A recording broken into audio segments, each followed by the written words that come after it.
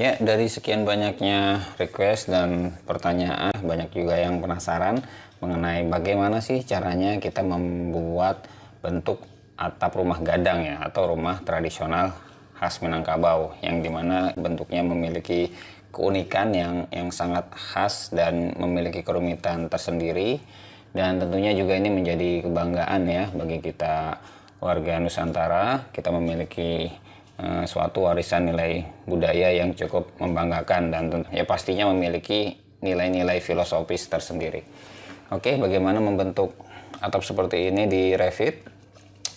Ini dari Google ya. Kita lihat di sini admin memilih salah satu referensi ya dari arsitek. Ini cukup frontal kelihatannya dan cukup jelas menggambarkan bentuk-bentuk kelengkungannya ya dan keruncingannya.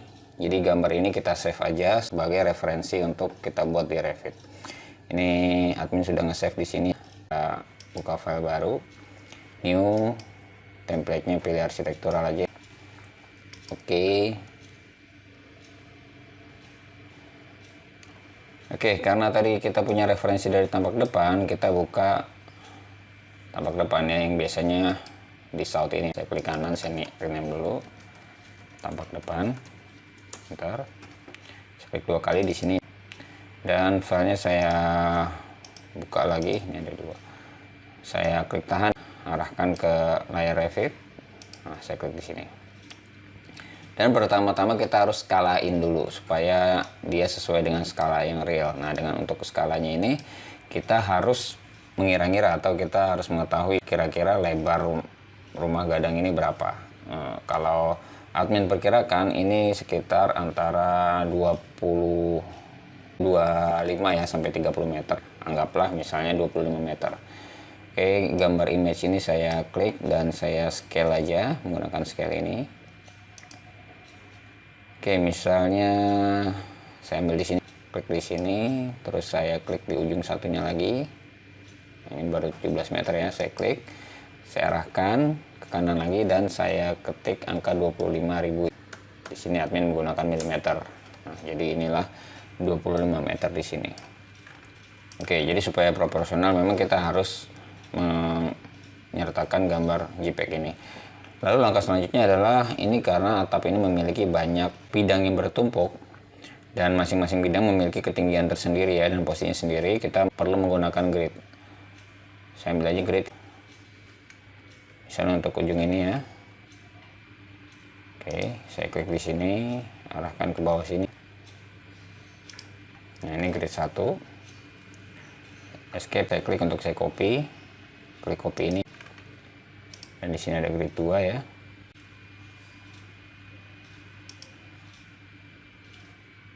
Misalnya di sini. Oke, selanjutnya kita anggaplah ini center ya. Oke, senternya di 4. Untuk bagian kanannya gimana? Ini bisa kita mirror aja. Ini kita pilih. Ambil mirror di sini.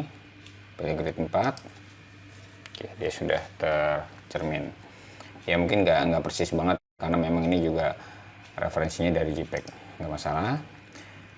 Oke, dan untuk levelnya kita bisa atur di sini. Ini sepertinya udah cukup pas ya di sini. Mungkin saya namakan saja ini dengan dasar atap.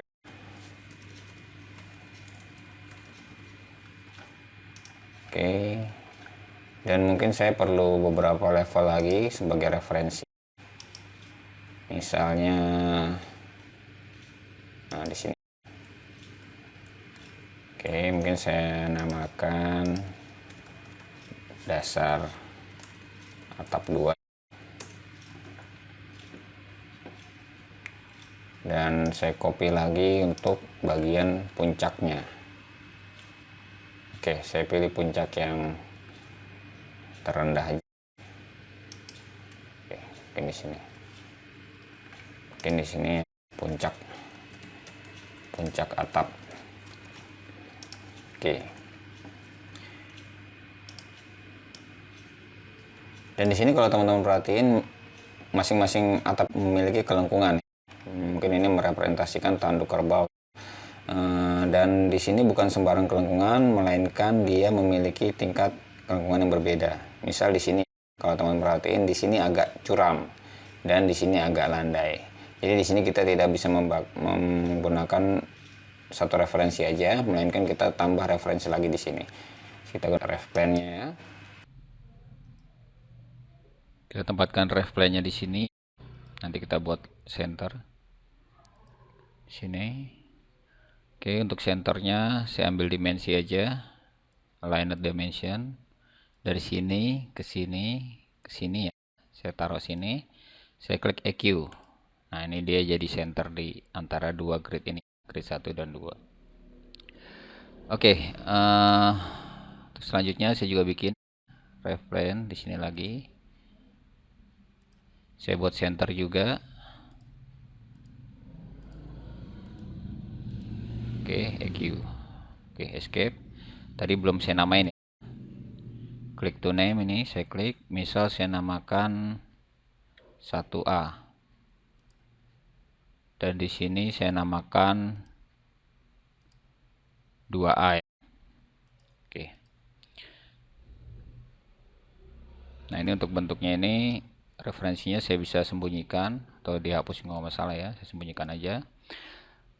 Oke, kita buat profilnya dari tapak samping kiri, yaitu west. Mungkin saya namain aja ini, tampak samping kiri. Kita akan fokus ke atap yang paling ujung kiri. Nah, di sini kita buat center bangunannya dulu ya.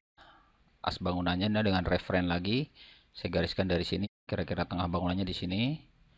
Saya namakan as bangunan.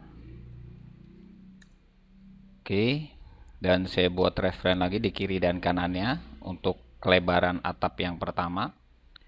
Misal di sini ya. Oke, saya anggaplah misalnya 4 meter. Ini nggak usah dinamain, nggak apa-apa. Ini semi rock. Oke, kita buat aja dengan tool meshing inside, in place mesh.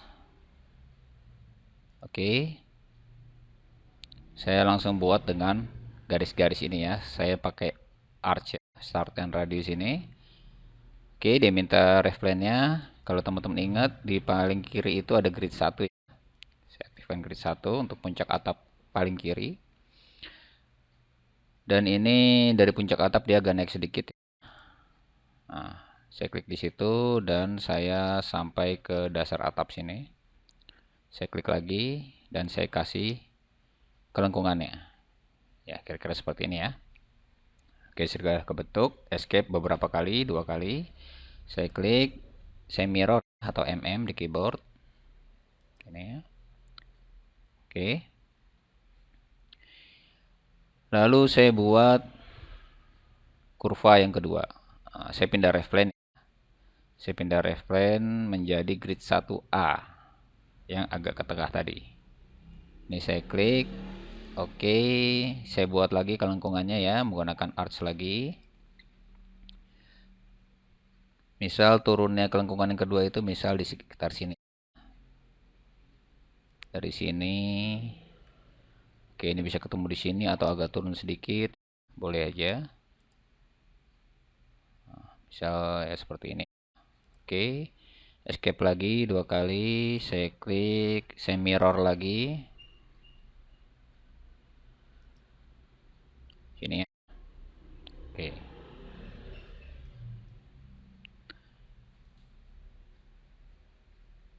Lalu saya cek dari tapak depan. Nah, ini udah ada 2 ini ya teman-teman ya. Dan mungkin dia perlu yang lebih rendah lagi di grid 2 ini. Saya balik ke tapak samping kiri. Saya aktifkan grid 2. Set, pilih grid 2. Oke. Lagi-lagi saya buat kurva yang ketiga. Jadi memang tool meshing and set ini dia akan memadukan ya beberapa kurva yang kita buat. Dia akan satukan menjadi sebuah bentuk ya dari kombinasi kurva-kurva ini. Ya, teorinya sederhana seperti itu teman-teman. Escape lagi. Ini saya mirror lagi. Oke. Saya bisa lihat di tampak depan. Oke, jadi atap yang pertama ini akan melengkung dari sini ke sini. Mungkin ini saya tambahkan ya supaya dia agak menjorok ke dalam. Ini bisa saya copy aja karena dia sudah tidak terlalu curam, dia agak landai, bahkan hampir lurus ya. Ini saya klik, saya copy dari sini ke sini.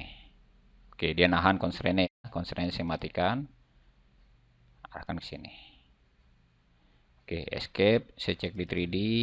Nah, ini udah lumayan bagus ya, untuk kelengkungan atap yang pertama.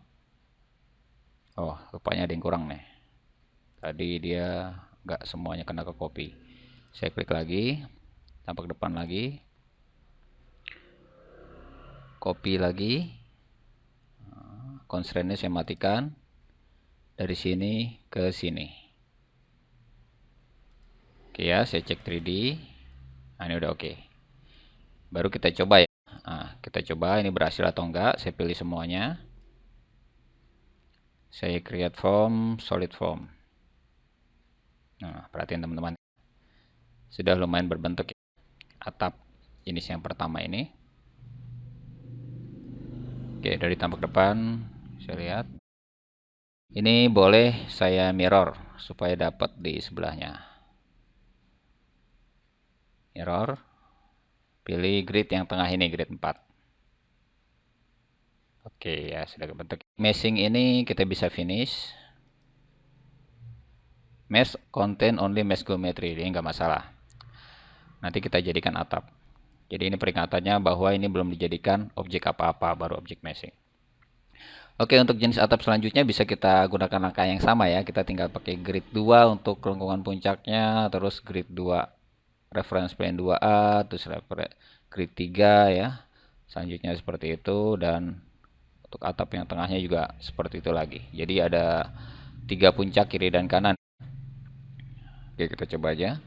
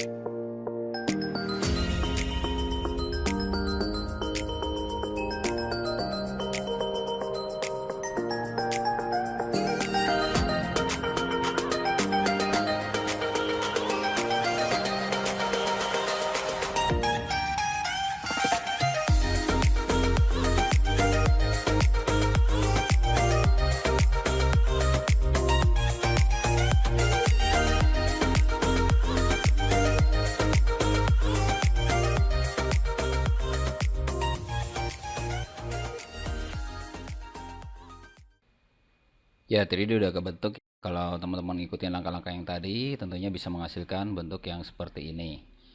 Dan mungkin teman-teman notice ya, di sini kenapa ini ada yang nyundul ke atas gini. Jadi dia agak melengkung ke atas, seperti kepala Batman ya ini jadi ya. Ini memang nggak apa-apa, kita biarkan seperti ini karena kita akan cut bagian tengah ini. Jadi ini nggak sampai double ya kan, di sini udah ada atas, ini ada bawah. Ini akan kita cut dengan void. Nah, kira-kira di sini nih. Nanti di sini dia akan ketemu dengan atap yang terakhir ini, yang tengah ini. Oke, kita edit aja untuk meshing yang ini. Klik, saya edit in place. Oke, dari tampak atap atau side, saya buat rectangle aja. Dia di antara grid 3 sampai grid 7 ini. Kita akan lubangi.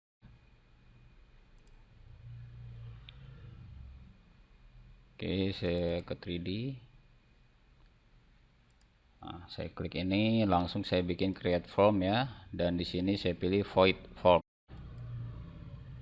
Oke, ini saya naikin. Nah, jadi idenya itu bagian tengah akan kita buang. Nah, mungkin bagian kirinya saya lihat dari section. Bagian kirinya saya perlu tarik sedikit supaya dia nanti, supaya dapat bagian kirinya. Saya escape dulu ya. Ini memang agak-agak sulit kita nemukan sisi dari meshing ini. Oke, mungkin akan saya tarik hingga dia berhimpit pada saat pertemuan ini. Nah, mungkin saja benar ya. Saya coba ya, mudah-mudahan benar. Saya klik di sini. Dan ini saya pilih ini. Saya sampai sini. Ya, kita coba di sinilah. Atau justru di sini ya. Nanti mungkin teman-teman bisa coba mungkin lebih presisinya. Saya klik ke 3D.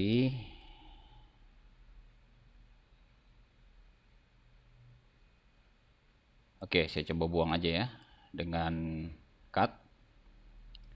Saya pilih solidnya yang pertama, lalu saya pilih pelubangnya. Nah, seperti ini teman-teman.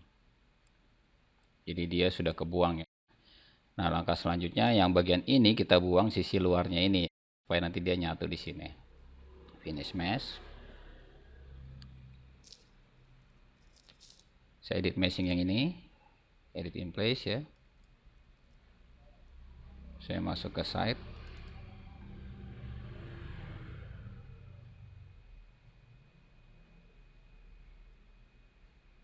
Oke, saya buat lagi void form. Mungkin dari sini. Nah, ini saya keluar sini aja. Oke, mudah-mudahan ini akurat. Nah, saya create form dan void form. Saya naikkan lagi supaya dia tertabrak.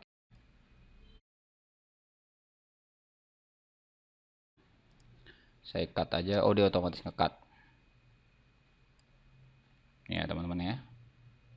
Oh, mungkin bentuknya masih agak aneh ya. Nah, ini karena ya profil bagian tengahnya tadi mungkin terlalu ke bawah. Nah, nanti mungkin teman-teman pas pada saat mencoba ini profilnya jangan sampai terlalu ke bawah gini. Jadi dia mengikuti ya, seperti itu. Jadi teman-teman bisa coba sendiri. Saya balik lagi ke side untuk sisi satunya.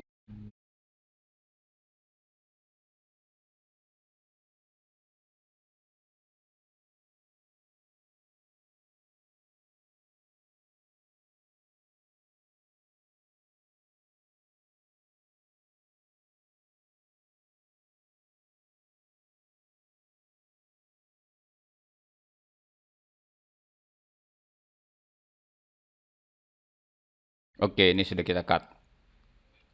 Ya, langkah selanjutnya dan langkah terakhir kita jadikan bentuk meshing ini sebagai atap yang fisik ya. Nah, langkah selanjutnya ke meshing inside. Jadi meshing ini kita akan jadikan roof. Saya pilih roof. Dan ini tipe roofnya. Kita buat dulu aja ya. Edit type. Saya duplikat. Atap rumah gadang misalnya.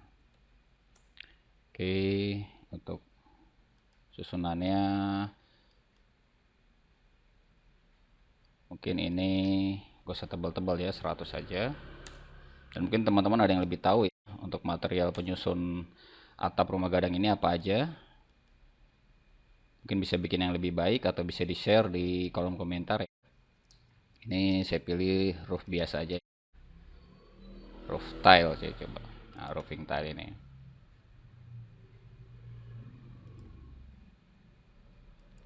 Oke, dan mungkin di sini saya kasih lapisan.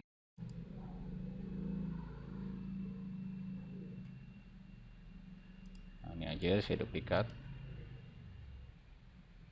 lapisan bawah atap. Oke, ini kenapa warnanya biru, saya ikut render appearance saja. Ini oke ya, nggak masalah. Oke, ketebalan misalnya ya 10 deh. Oke, oke, saya pilih ya, saya pilih ini, lalu kontrol ya, ini create. Oke, sudah kebentuk ya. Lanjut aja, ini kontrol ya, ini create.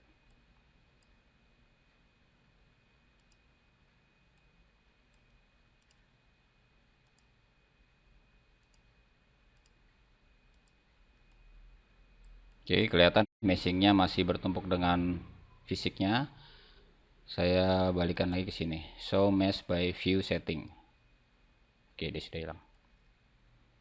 Terakhir kita bikin bagian depannya ya, sebagai entrance-nya. Di sini biasanya ada tangga dan ada sedikit teras.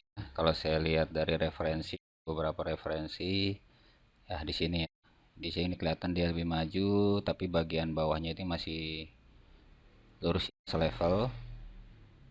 Dan mungkin kalau kita lihat puncaknya itu sedikit lebih rendah. Kita coba aja. Saya balik lagi ke level site. Saya buat grid lagi di depan sini.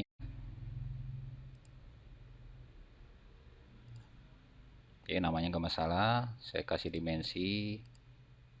Nah, ke sini nggak bisa ya. Oke, anggaplah ke sini. Ini 3,8. Ya, anggaplah 4 meter ya. Oke, kita bikin dari grid 8 ini. Dan mungkin seperti tadi juga ya, ada beberapa reference plan lagi. Mungkin dari sini. Coba dari sini. Dari sini kita cek ini reference plan apa. Oh, ini belum ada namanya. Oke, misalnya saya bikin ini 8B lah, karena yang ini kita bikin 8A. 8A. Oke, kita masuk ke grid 8. Oh ya, sebelumnya sorry, saya senterkan dulu.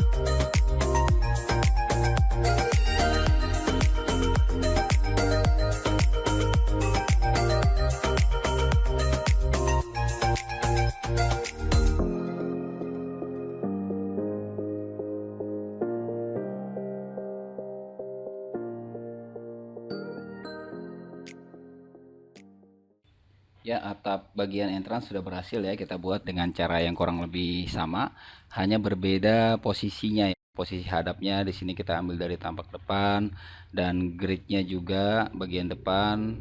Jadi untuk pembuatan bentuk meshing seperti ini memang teman-teman harus banyak perhatikan grid dan atau reference plane karena itu penting banget untuk posisi bentuknya. Dan di situ juga kita bisa memanfaatkan solid dan void untuk memotong atau mengurangi bentuk. Ya mudah-mudahan teman-teman bisa mempraktekkan dengan berhasil dan mungkin lebih baik lagi dari bentuk ini. Mungkin ada juga trik-trik yang belum disampaikan di sini yang mungkin admin belum tahu, boleh di-share ke kolom komentar atau bahkan mungkin ada yang kesulitan, boleh aja diajukan pertanyaannya di kolom komentar. Oke, sekian dari kami.